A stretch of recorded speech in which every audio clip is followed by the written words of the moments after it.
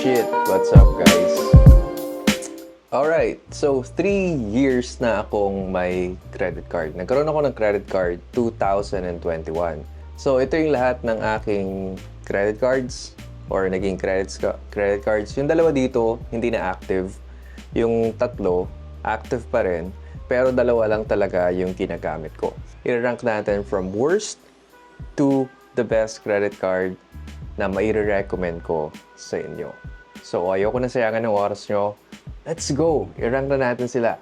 Mag-start tayo sa pinaka-worst na naging credit card ko for the last 3 years. So yung pinaka-worst na credit card na nakuha ko actually ay ito, Citibank Premier Miles. Well, for those people na hindi pa alam, inabsorb na kasi sila ng Union.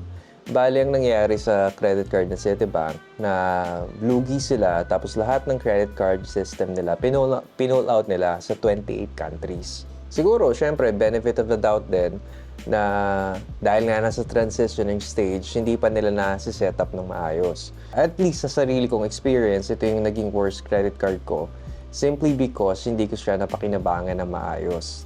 After kung 6 months siya magamit, I decided na tawagan tapos ipa-cancel na siya. Reason number 1 kung bakit hindi ko siya nagustuhan. Ano pala to? Ang mga credit card pala ng Citibank ay shared limit. So kung may existing na credit card na kayo from Citibank, tapos kumuha kayo ng Premier Miles, shared limit siya. Kung ano yung limit ng existing credit card ninyo, so doon din kukunin yung credit limit ninyo. Parang nakakainis ba na parang mali-label siya as premium card pero ang baba ng credit limit dahil share nga siya. Akala ko kasi pwede mo siyang tawagan tapos ipa-recalibrate. So tumawag ako sa customer service nila nung time na yon. Sabi ko, willing naman ako mag-present ng kahit anong documents na kailangan nila. Ayan, I have a credit card na malaking credit limit sa different bank. So sabi ng agent sa akin, hindi daw ganun nag-work yung Citibank. Ang gagawin mo daw, kailangan mong gamitin siya for 6 months saka siya marirecalibrate. Pangalawang reason kung bakit hindi ko siya nagustuhan, hindi ko sinasabing yung Citi Premier Miles ay worst credit card like in general, okay? Gusto ko linawin yon. Based lang sa sarili kong experience, doon lang ako nanggagaling, okay? Nung nag-travel ako last year sa Japan, sinubukan ko yung lounges kasi curious din ako kung ano ba yung parang syempre privileges, benefits, features ng card. And I found out na halos lahat ng lounges doon, pagka ginamit mo yung Citi Premier Miles mo, may bayad. Nag-range yung fee from $20 to $35. So, ganun yung bayad, which is disappointing sa akin. And lastly, ang taas ng annual fee niya. So, kumbaga, kung titimbangin ko yung benefit na nakukuha ko na hindi ko nakikita yung benefit of paying like 5,000 pesos na annual fee. Dahil inabsorb na siya ng Union Bank, yun naman yung inaabangan ko kung ano bang parang itutuloy ba nila yung strategy ng Citibank or magkakaroon sila ng different approach. Doon na tayo. Ito yung first ever credit card ko galing sa Security Bank. This is Security Bank Gold Mastercard. So, ang nagustuhan ko sa credit card nito, malaki kaagad yung credit limit na nakuha ko. Tapos, pre-approved pa siya. Pinadala siya sa akin ng Security Bank. So, yun, tuwan-tuwa ako kasi malaki yung credit limit. Tsaka, madaling kausap yung customer service nila. Nung first year na nagpa-cancel ako ng annual fee, nung nag-upgrade ako, nung humingi ako ng credit limit. So, point sa akin yun. The only complaint of mine sa Citibank, in general, dalawa. Ang unang complaint ko sa Security Bank, yung mobile application nila. Now, update. Gumagawa na ata sila ng bagong mobile application, pangatlong mobile application na to, and I'm hoping na sana maganda yung version this time. Another disappointing thing, kahit mababa yung nila, yung points reward system nila, kasi 20 pesos equals to 1 point yung rewards na available na pwede nyong ma-redeem, sobrang layo. As in, hindi ko alam kung anong ginagawa ng Security Bank. Hindi ba sila ganun kataas sa market para yung mga affiliation ng merchants nila ay sobrang layo sa ino-offer ng Union Bank or ino-offer ng BPI? Pag pumunta kayo sa website mismo ng Security Bank, makikita nyo 2 pages lang. Pero syempre, yung feedback ko, maganda pa rin kasi ito pa rin yung naging parang first ever credit card ko. Plus, pinadala siya sa akin pre-approved. Siguro, kung hindi ako pinadalahan ng Security Bank noon, ng pre-approved na credit card, I don't think na mag-a-apply ako sa credit card. Ito yung nag-introduce sa akin ng credit card system. So, parang kahit pa paano, thankful pa rin naman ako. Pag sa Security Bank, pag nag-upgrade kayo sa Platinum, ika-cancel na nila to. Hindi nyo naman na kailangan ng dalawa-dalawang card, no? So, ika-cancel nila to, bibigyan nila kayo ng Platinum. So, kung ano yung mga nakalagay na installment dito, ililipat na lang naman nila. So, ganun madali lang naman yon. And it will take you a few days kung gusto nyo mag-upgrade. So, doon na tayo sa number 3. Ito yung mga highly recommended ko. So, this is my Citi Rewards. Ngayon, Union Rewards na to. Inaantay ko na lang na ipadala sa akin ng Union Bank. Hindi ko alam kasi hindi pa ako nakaka-receive ng update kung kailan nila ipapadala. Pero hindi na gumagana yung mobile application ng Citibank. Kung gusto nyo i-access yung card ninyo, mag-login na kayo sa Union Bank. So, nandun na lahat. Talagang kompleto na yung migration. Ito pa rin ay highly recommended ko sa mga beginners. Dalawang reason kung bakit. Number 1, no annual fee.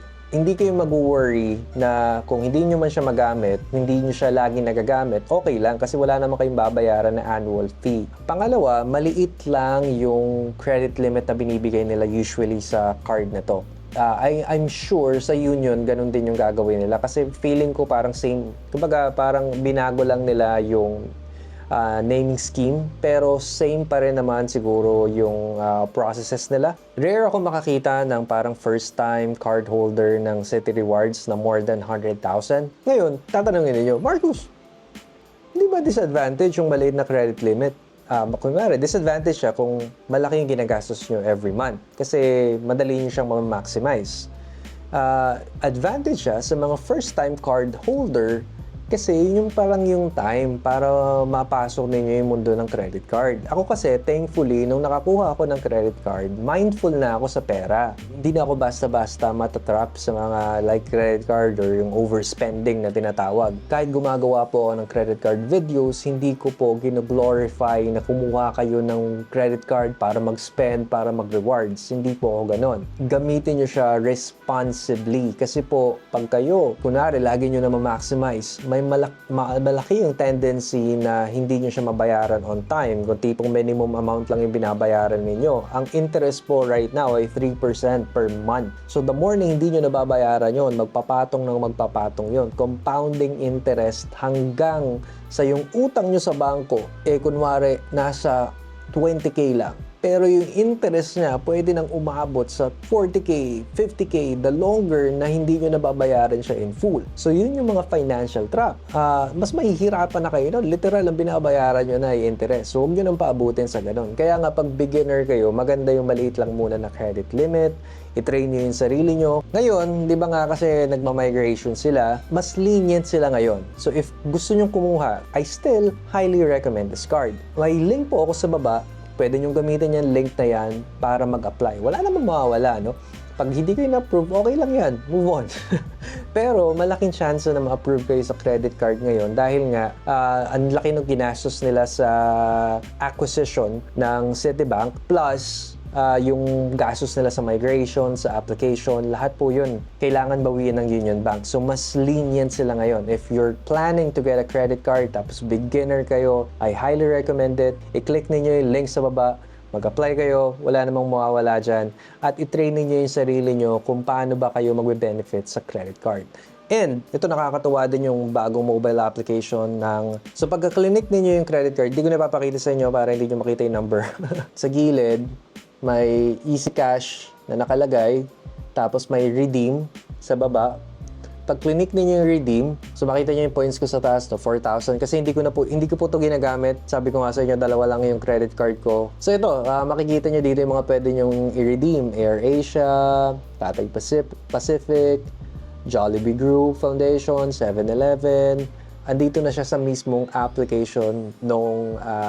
So, recently lang nila na ito, nung Union Bank, recently lang nila in-add to. So, talaga natuwa din ako. Natutuwa ako sa mga bangko na pinapadali nila yung buhay ng mga consumer nila. Plus points lagi sa akin yon. So, once na dumating na sa akin yung bagong credit card na ipapalit nila dito sa Citi Rewards ko, i-review ko din yon. Number 2, itong Security Bank Platinum Mastercard nila. One thing that I really like about this card, sobrang bilis nilang magbigay ng credit increase. I think 2022, 3 beses ata ako nag-increase, kaya umabot din ng currently 500,000 na yung credit limit nito.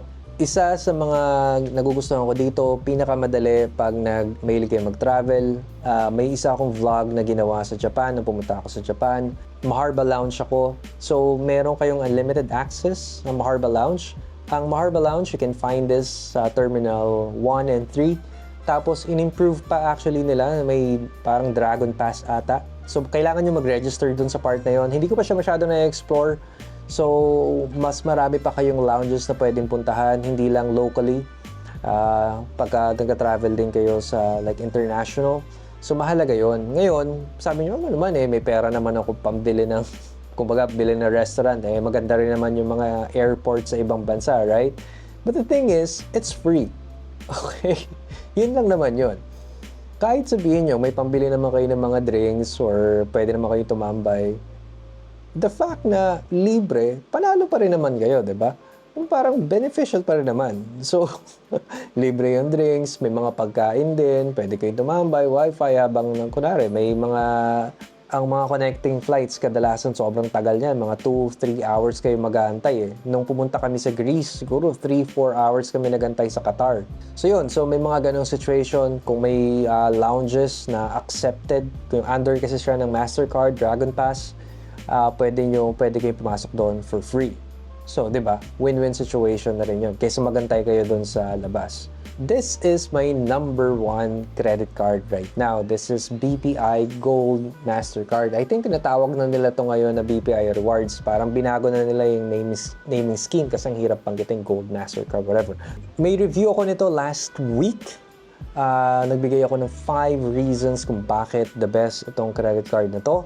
Siguro ang mga babangkitin ko lang yung mga hindi ko nabanggit last time. Pero syempre may gusto din akong i-highlight na na-highlight ko sa huling video ko. Itong Vibe app. Ito yung Vibe app na in-explain ko sa inyo. This is the number 1 reason. Yung Vibe app kasi consolidation to ng mga points ninyo, mga in-earn nyo na points, mga nire-redeem nyo na points. Nandito po lahat. Tapos pag pumunta kayo dito sa rewards, makikita nyo dito yung points na na-earn ninyo at points na na-redeem ninyo. Makikita nyo sa baba, yung mga na-redeem ko na points. 80,000 sa Lazada, 40,000 sa SNR. Tapos yung mga rewards, from lowest to highest rewards, dito nyo makikita lahat. And the good thing about this, nag-load siya. And the good thing about this, pwede nyo siyang ma-redeem real time. Yung sa Security Bank, nagantay pa ako ng 7 business days.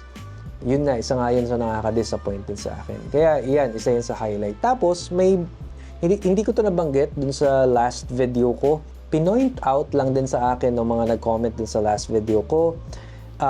Nilaunch nila tong Madness Limit.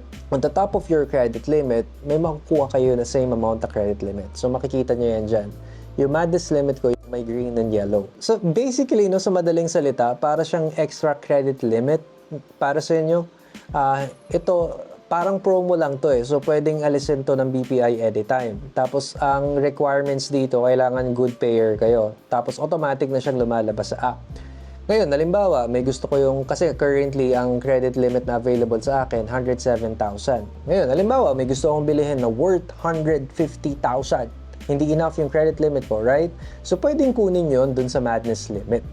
Basta installment. Sino yung nag-approve nun? Yung bibilihan nyo na shop, yung merchant. Sabihin nyo lang sa kanila na gagamitin nyo yung Madness Limit. So yan, again, promo siya ng BPI, so hindi natin pwedeng asahan na mag-stay siya dyan forever. Siguro kung gusto nyo na mas malaking credit limit, mag-apply na lang kayo ng mas malaking credit limit sa kanila. Kahit gumagawa po ako ng credit card videos, hindi po ako nagre-recommend na mag-collect kayo ng mag-collect ng credit card. Earlier, I mentioned to you guys na 2 lang yung ginagamit ko. Kasi ini-utilize ko talaga. Ngayon, may mga creator kasi siguro kayo nakikita, nakuha ng credit card. Huwag nyo silang i-follow. Huwag nyo silang gawing example, guys. Yung mga yun, nagre-review lang naman ng credit card. Wala kayong mapapala pag napakarami yung credit card. Ang dami yung bagay na kailangan i-organize. So, ang payo ko lagi dyan ay kumuha lang kayo ng 2 credit card ninyo na gusto nyo. Tapos, i-evaluate ninyo kung pasok siya sa lifestyle ninyo. And then, mag-focus lang kayo sa credit card na yun. Kaya nga gumagawa ako ng mga ganitong video para i-recommend yung sa tingin ko mapapakinabangan ninyo. Ang daming offer na na-receive ko from Metrobank, from East West, BDO. Lahat yun hindi ko hindi ko kinukuha kasi hindi ko naman na siya kailangan. So kung gusto niyo yung mga ganitong videos, nag-upload ako ng anything related sa life and money. Of course, I will ask you to subscribe sa channel and enjoy the rest of your day. Live life with intention. Have a great day, guys. Bye-bye.